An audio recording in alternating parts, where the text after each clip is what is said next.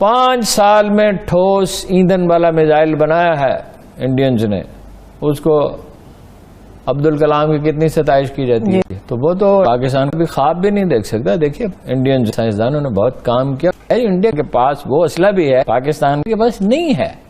Indian missile اس سے بہتر ہے۔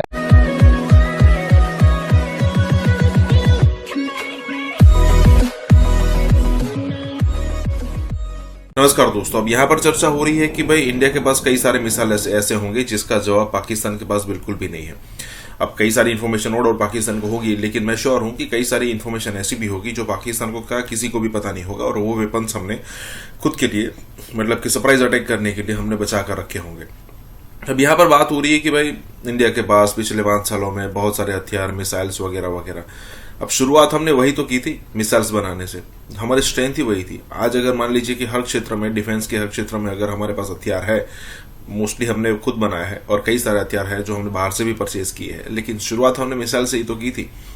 میسائل ہی تھا جو ہمارے پاس سب سے سٹیک ہتھیار تھا، اور اس کے بعد ہم نے برہموس پر کام کیا، اور آج سچویشن ایسی ہے کہ پورا چائنا، ایون یوروپ تک ہم پہنچ سکتے ہیں اپنی میسائلوں سے۔ اور میں نے بیچ میں دیکھا تھا کہ 15 سے 17 منٹ کے اندر ہم اپنی برہموس میسائل سے وہاں پر اٹیک کر سکتے ہیں، مطلب یوروپ کے اندر۔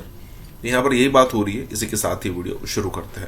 اسلحے کی بات آپ نے کی تھی ہارون صاحب، پاکستان کی دفاعی صورتحال کیا ہے اس وقت؟ حالیہ صورتحال کیا ہے؟ پاکستان کو تو ہمیشہ اللہ نے بچایا ایسی سچویشن پہ۔ بالکل 5 سال میں ٹھوس ایندھن والا میزائل بنایا ہے انڈینز نے، اس کو عبدالکلام کی کتنی ستائش کی جاتی ہے۔ مجھے یاد ہے کہ جنرل کاکڑ گئے جنرل اپنا ڈاکٹر سمر مبارک بند کے بعد، اور انہوں نے کہا کہ آپ کو بنانے چاہیے اس وقت، تو انہوں نے کہا میں تو نیکڈ آئی سے کبھی دیکھا ہی نہیں، میزائل ہی نہیں دیکھا۔ انہوں نے کہا مگر آپ کی ٹیم بہت اچھی ہے، تو وہ تو پاکستان بھی خواب بھی نہیں دیکھ سکتا۔ دیکھیے انڈین سائنسدانوں نے بہت کام کیا۔ ان کو ایک واقعہ یاد ہے، نواز شریف نے ایٹمی دھماکہ کیا تھا، بھائی بھٹو نے اس کو شروع کیا، ضیاء الحق نے اس کو انجام تک پہنچا۔ اینی ہو، ہمارا انحصار ہے چین پہ جی، اور ہم نے مزید میزائل حاصل کیے ابھی چین سے، اور ہم نے طیارے جو ہیں ان کی تعداد بڑھائی ہے، F-17 تھنڈر جو ہمارے طیارے۔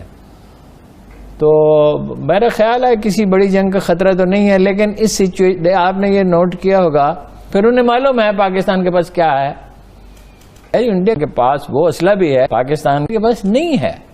انڈین میزائل اس سے بہتر ہے، اور بنگلہ دیش کی طرح تو نہیں ہے کہ ایک ہی قوم ہو، ایک ہی نسل ہو، اور نہ انڈیا کی طرح ہے کہ جو ایک قدیم قوم ہو۔ نئی قوموں میں یہ مسائل تو ہوتے ہیں۔ اس نے کہا تھا اگر تو ہم نے ایٹمی پروگرام کی حفاظت کر لی اور ڈٹے رہے اور امریکی دباؤ کا مقابلہ کیا تو ہم ایک عظیم قوت بن کے ورنہ سے کمر بھوٹان بن جائیں گے۔ کہ جیسے ہی کوئی سچویشن تھوڑی سی پاکستان میں عدم استحکام کی ہوتی تھی، نواز شریف صاحب کچھ ہنگامہ اٹھاتے تھے یہاں یا وہاں جا کر، تو کنٹرول لائن پہ بھاری توپوں کی گولہ باری شروع ہو جاتی تھی۔ بالکل صحیح بات ہے، بالکل یاد ہے۔ اور اب بھی کچھ تیور ان کے بدلے ہوئے ہیں، لیکن یہ کہ آسان نہیں ہے۔ ٹھیک ہے۔ امریکہ سے پاکستانی قوم بیزار ہو چکی ہے بہت بری طرح، اور فوج بھی بیزار ہے، لیکن یہ نہیں ہے کہ ان کے ساتھ لڑائی کی جائے۔ وقت گزرنے کے ساتھ ساتھ ہمارا انحصار ان پہ اور کم ہوتا جائے گا۔ بالکل ٹھیک بات ہے ہارون صاحب، لیکن اور بھی مسئلہ ہے۔ ایک امریکہ فوجی اڈے ڈیمانڈ کر رہا ہے، ٹی ایف کا اجلاس ہونے والا ہے، ایک ان کی بڑی مضبوط لابی ہے امریکہ کی۔ پاکستان گرے لسٹ سے نکلنا چاہتا ہے۔ نہیں دیکھیے نا، وہ دباؤ تو رہے گا جب آپ ان کی بات ہی نہیں مانتے۔ وہ ایلس ویلز آتی تھی نا، بتاتی تھی کہ بھئی آپ کو سی پیک سے ہم کیسے دستبردار ہو سکتے ہیں، کیسے دستبردار ہو سکتے ہیں؟ اس پہ اتنی انویسٹمنٹ ہو چکی ہے، اتنا ہم آگے جا چکے ہیں۔ وہ آپ انڈیا کی تصویراتی حلیف ہیں، اسٹریٹجک پارٹنر ہیں، کہ جنگ تو نہیں ہوگی، بڑی جنگ تو نہیں ہوگی، لیکن کوشش اچھا گرے لسٹ کا یہ ہے کہ میرا اپنا ذاتی اندازہ یہ ہے کہ گرے لسٹ میں رہے گا۔ تو یہ کوششیں جو ہیں یہ جاری ہیں مسلسل۔ اب دیکھیے نا، اس لیے کہ تیور بدلے ہوئے ہیں، ڈپلائمنٹ کی ہے آزاد کشمیر کے بارڈر پہ، 8000 بنکر بنائے ہیں، 8000 بنکر بنائے ہیں، آرمی موو کی ہے۔ ادھر بپن راوت نے کہا ہے کہ خطرہ بڑا چین ہے، اور ہماری پوری کوشش ہے کہ کسی طرح ڈس انگیجمنٹ ہو، فوجیں ایک دوسرے سے فاصلے پر ہوں، مفاہمت ہو جائے، انڈرسٹینڈنگ ہو جائے۔ بڑا خطرہ وہ ہے، تو وہ اس کے ذریعے بھارتی نظام کو معطل کر سکتا ہے۔ انہوں نے کئی دفعہ بعض جگہ پہ تجربے کیے ہیں اس کے، تو ان سے خوفزدہ کو پاکستان کے بارے میں کہا کہ پاکستان ایک بدماش ملک ہے،